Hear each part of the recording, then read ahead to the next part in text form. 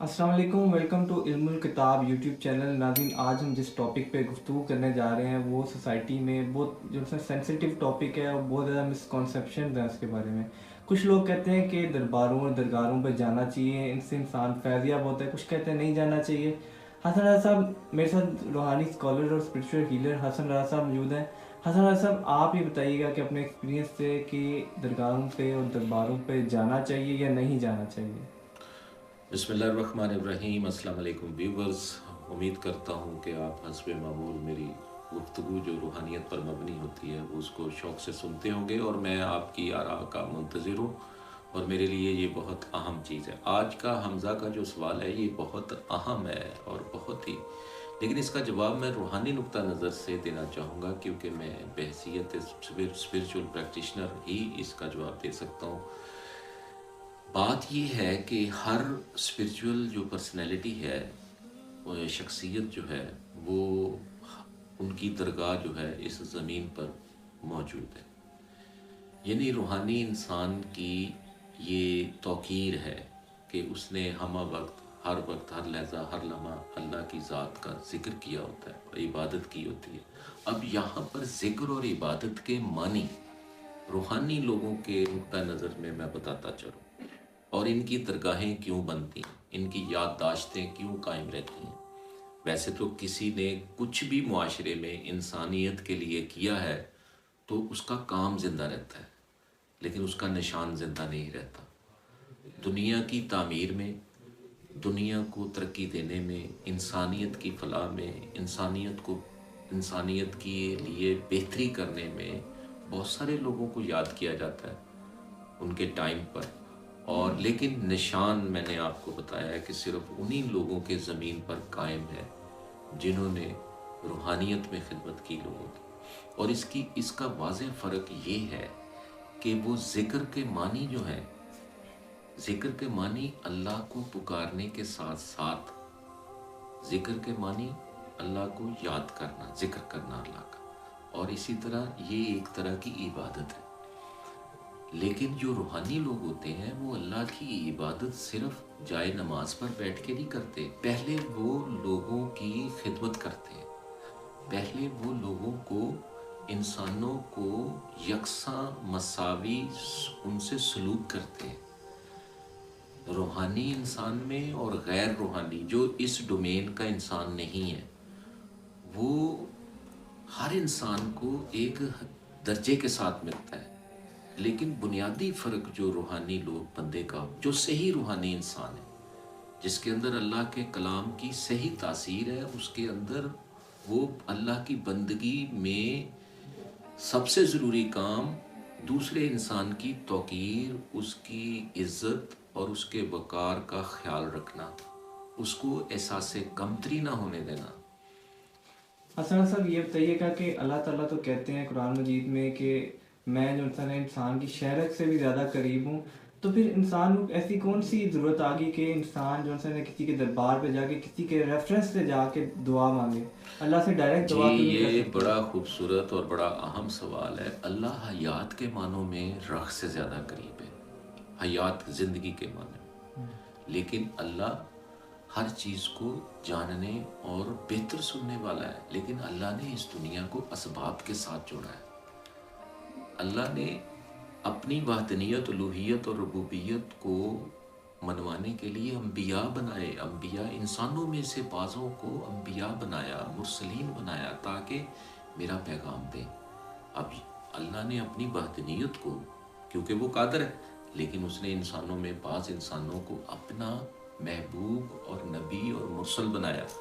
अब उन नबी और महबूब और मुरसलीन ने हमें तालीमात दी, उन तालीमात के मुताबिक हमने चलना है। नबी जो होते हैं, मुरसलीन जो होते हैं, ये इंसान साजी करते हैं, इंसान बनाने आते हैं। हम ज़मीनी लिहाज से हमारा वजूद इंसान ज़रूर होता है, लेकिन हम में से हर इंसान जो है वो अल्लाह की पूरी बंदगी करने के बाद दुनिया से नहीं जाता। हमने इंसान बनना है अम्बिया की तालीमात से, उनकी तालीमात से। अब यहाँ पर हम अपने टॉपिक पर आते हैं कि रूहानी लोग जो है یہ دوسرے لوگوں سے امتیازی حیثیت کیوں رکھتے ہیں؟ وہ اس لیے کہ وہ پہلے خدمت خلق کو عبادت سمجھتے ہیں، پھر مصلی پر جاتے ہیں، پھر جائے نماز پر جا کر سجدہ شکرانہ کرتے ہیں، اور دوسرے لوگ صرف مصلی پر سجدہ کرنے کو بندگی سمجھ بیٹھتے ہیں۔ وہ سمجھتے ہیں کہ خدا کی بندگی جو ہے، خدا کی عبادت یہ ہے کہ پنجگانہ نماز جو کہ فرض ہے، اور نفل پڑھنا، روزے رکھنا۔ لیکن روحانی انسان کہتا ہے کہ پہلے اپنے باطن کو دوسرے کے بارے صاف کرو، ٹھیک ہے؟ اپنے اندر دوسروں کے بارے کوئی غلط خیال مت لے کر آؤ، بلکہ اس کی خدمت کرو اپنی حیثیت کے مطابق، اپنی کیفیت کے مطابق، اپنی حالت کے مطابق۔ تمہارے اندر یہ بالکل گمان نہیں ہونا چاہیے کہ کوئی سکھ ہے، کوئی ہندو ہے، کوئی یہودی ہے، کوئی مشرک ہے، کوئی کافر ہے، کوئی زندیق ہے، کوئی فاسق ہے، کوئی فاجر ہے، کوئی منافق ہے، کوئی لانتی ہے، کوئی زانی ہے، کوئی شرابی ہے، جو اللہ انسانیت والا کے لیے کام کرو۔ انسان، یعنی برائی سے نفرت کرو، انسان سے نفرت نہ کرو، اور اس کو تبدیل کرنے کی کوشش کرو، اس کی خدمت کرو، اس کے کام آؤ، اس کو غیر یقینی صورتحال سے نکالو، اس کو تذبذب سے نکالو، اضطراب سے نکالو، بے چینی سے نکالو، غفلت سے نکالو، اور عملی مظاہرہ کرو اور خدمت کرو انسانیت کی۔ یہ صوفیہ کا کام ہے، یہ اللہ والوں کا کام ہے۔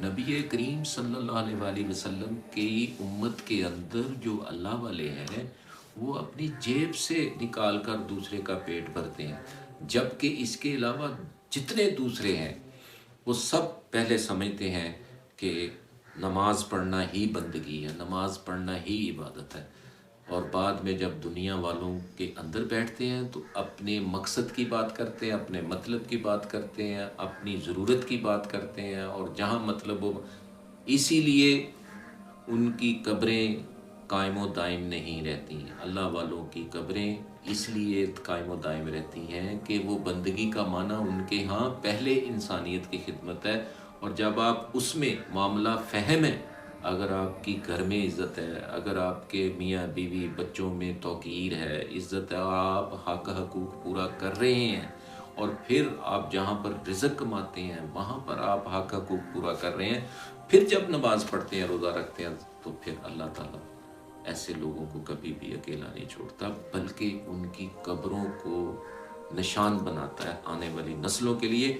اور پھر وہاں پر جو لوگ فاتحہ خوانی کے لیے جاتے ہیں، تو زندگی میں صاحب قبر نے جو عمل کیا ہوتا ہے، اس عمل کی برکات ان کی قبر پر ہوتی ہیں، اور ان کے طفیل لوگوں کی دعائیں قبول ہو سکتی ہیں۔